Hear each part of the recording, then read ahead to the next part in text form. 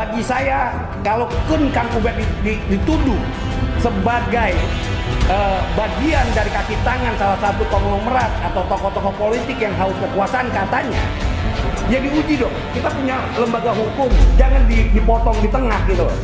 Kebiasaan di rejim Jokowi ini, saya terus terang aja ya, relawan Jokowi, saya ketua Badan Relawan Nusantara, tapi saya tobat lah. Saya sampai sekarang saya masih ketua BRN. Dapat hidayah. Ya hidayah saya roh rakyat itu sama roh para founding father mengingatkan.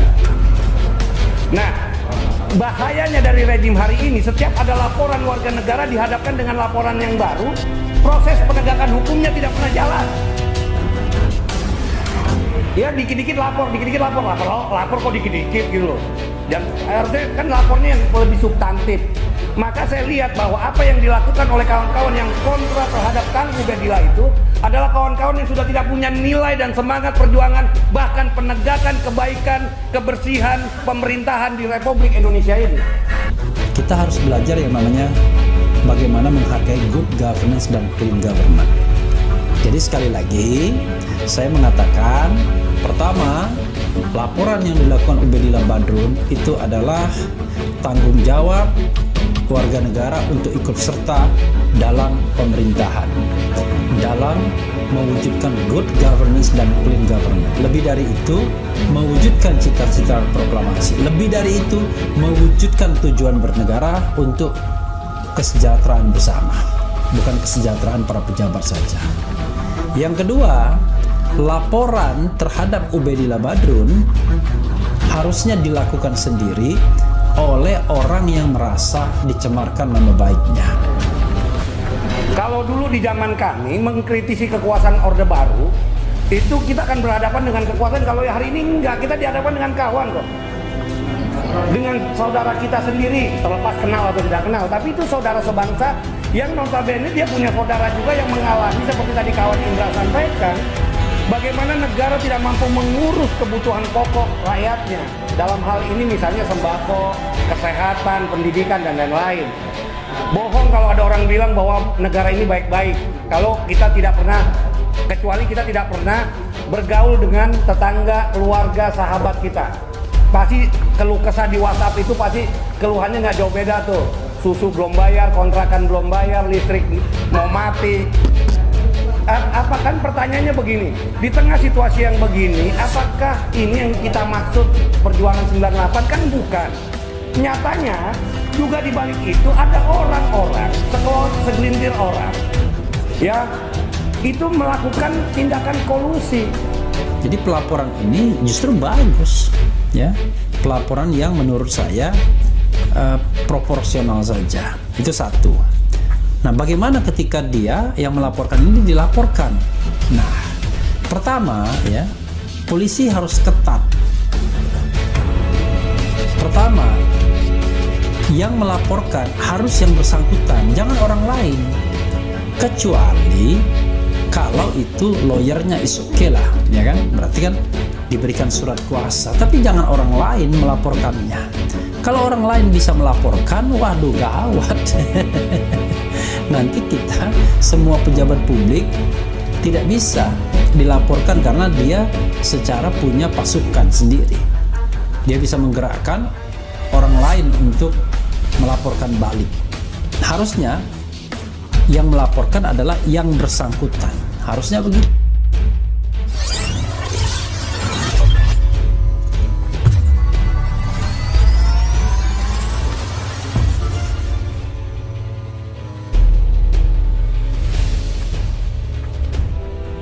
Gibran dan Kaesang dilaporkan ke KPK. Ali Syarif yang dilaporkan anak presiden yang sibuk pasukan buzzer, dilansir seputar tangsel.com.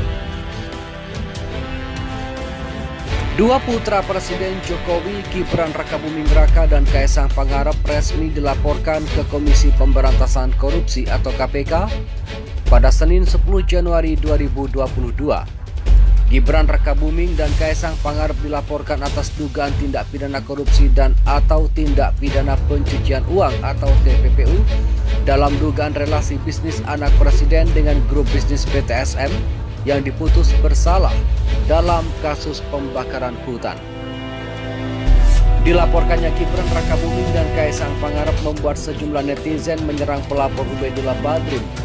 Bahkan, Ubaidillah Badrun yang merupakan dosen Universitas Negeri Jakarta atau UNJ sekaligus aktivis 98 disebut-sebut sebagai simpatisan partai politik oposisi pemerintah yang ingin menjatuhkan citra Jokowi. Pendiri Cross Culture Institute Ali Syarif turut menanggapi dilaporkannya dua anak Jokowi itu ke KPK. Menurut Ali Syarif, yang dilaporkan oleh Ubaidillah Badrun adalah Gibran Rakabuming dan Kaesang Pangarep yang merupakan putra seorang presiden. Namun, Ali Syarif mengaku heran karena yang justru sibuk adalah pasukan buzzer. Hal itu diungkapkan oleh Ali Syarif melalui cuitan di akun Twitter @Ali Syarif pada Kamis 13 Januari 2022. Yang dilaporkan anak presiden yang sibuk pasukan buzzer, tulis Ali Syarif. Pernyataan Ali Syarif itu menuai reaksi netizen yang sepakat mengenai upaya buzzer yang membela Gibran Rakabuming dan Kaesang Pangarep. Buzzer tentu punya kepentingan, yang apes itu tim hore, ngebelain tapi nyari duit tetap sendiri, tulis akun @markona03. Lah iyalah, buzzer RP itu kan pionnya. Kalau buzzer RP-nya nggak ribut, terus mereka makan apa? Tulis akun @naskorni. Ubaidillah Badrun dilaporkan ke PMJ LBH Jakarta. Hukum tegak ke pihak tertentu, tidak ke penguasa. Lembaga Bantuan Hukum Jakarta menyoroti upaya pemidanaan dosen Universitas Negeri Jakarta atau UNJ Ubaidillah Badrun oleh Jokowi Mania atau Joman ke Polda Metro Jaya. Ubaidillah dilaporkan karena diduga melakukan fitnah terhadap putra Presiden Joko Widodo, Gibran Rakabuming Raka dan Kaesang Pangarep. Laporan ini untuk laporan Ubaidillah yang menduga keduanya terlibat korupsi, kolusi, nepotisme, KKN terkait relasi bisnis. Kepala Advokasi dan Pengacara LBH Jakarta, Nelson Nicodemus Simamora, menyebutkan upaya itu menjadi catatan buruk bagi demokrasi terkait peran pengawasan oleh publik. Karena elemen penting demokrasi adalah rule of law, maka penegakan hukum tidak akan bisa berjalan sebagaimana mestinya, kata Nelson saat dihubungi suara.com Jumat 14 Januari 2021. Dengan adanya pelaporan balik itu, Nelson khawatir semakin memperkuat anggapan penguasa tidak dapat tersentuh hukum. Hukum bisa tegak ke pihak tertentu tapi bukan ke penguasa, tegas Nelson. Nelson menuturkan laporan tersebut sah-sah saja diterima Polda Metro Jaya, namun tidak harus ditindaklanjuti sampai laporan Ubaid berjalan di KPK. Polisi terima saja, tapi tidak usah ditindaklanjuti, biar laporan Ubaidillah berjalan dulu di KPK, ujarnya. Pelapor tidak boleh dipidana, karena kalau begitu kacau nanti sistem penegakan hukum kita. Nggak ada yang berani lapor karena akan dipidana, sambung Nelson. Seperti diketahui, laporan Joman telah terregistrasi dengan nomor LB /B_39-1/2022 Polda Metro Jaya tertanggal 14 Januari 2022. Dalam laporannya, Joman mempersangkakan Ubaidillah dengan pasal 317 KUHP tentang fitnah. Ketua Umum Joman Immanuel Ebenezer meminta Ubaidillah untuk segera meminta maaf jika ingin laporan tersebut dicabut. Kami sekali lagi minta Ubaidillah Badrun minta maaf ke publik, baru kita cabut laporannya, kata Ebenezer di Polda Metro Jaya, Jakarta, Jumat 14 Januari 2022. Sebelumnya Ubaidillah melaporkan Gibran dan Kaesang ke KPK pada Senin 10 Januari 2020 lalu. Laporan itu terkait dengan tindak pidana korupsi dan atau tindak pidana pencucian uang berkaitan dengan dugaan korupsi, kolusi, nepotisme atau KKN, relasi bisnis anak presiden dengan grup bisnis yang diduga terlibat pembakaran hutan.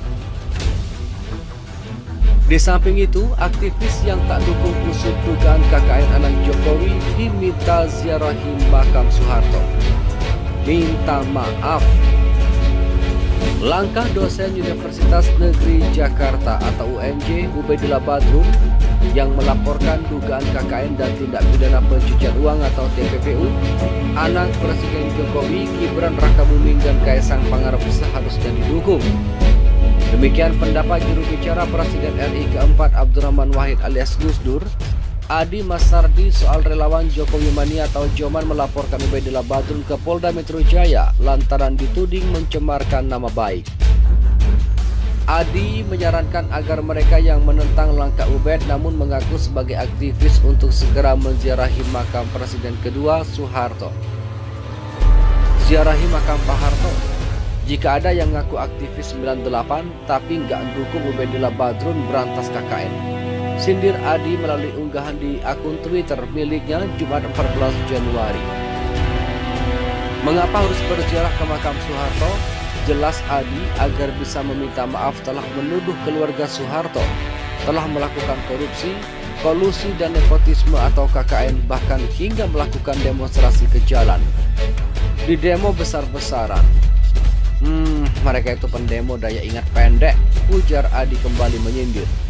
Sebelumnya Ketua Umum Jokowi Mania atau Joman Immanuel Ebenezer resmi melaporkan Ubaidillah Badrun ke Polda Metro Jaya lantaran dituding telah melakukan pencemaran nama baik dan fitnah terhadap penguasa. Adapun Immanuel atau yang akrab disapa Noel dalam berbagai kesempatan mengklaim sebagai salah satu bagian dari aktivis 98 yang turut menumbangkan Presiden Soeharto pada waktu itu. Hari ini tim hukum kami sudah ada menjelaskan beberapa pasal delik aduan terkait laporan palsu. Kita melaporkan Ubaidillah Badrun di pasal 317 KUHP dengan bunyinya, barang siapa dengan sengaja mengajukan pengaduan atau pemberitahuan palsu kepada penguasa, baik secara tertulis maupun untuk dituliskan tentang seseorang sehingga kehormatan atau nama baiknya terserang, diancam. Karena melakukan pengaduan fitnah dengan pidana paling lama 4 tahun, kata Immanuel Ebenezer di Polda Metro Jaya, Jakarta, Jumat 14 Januari.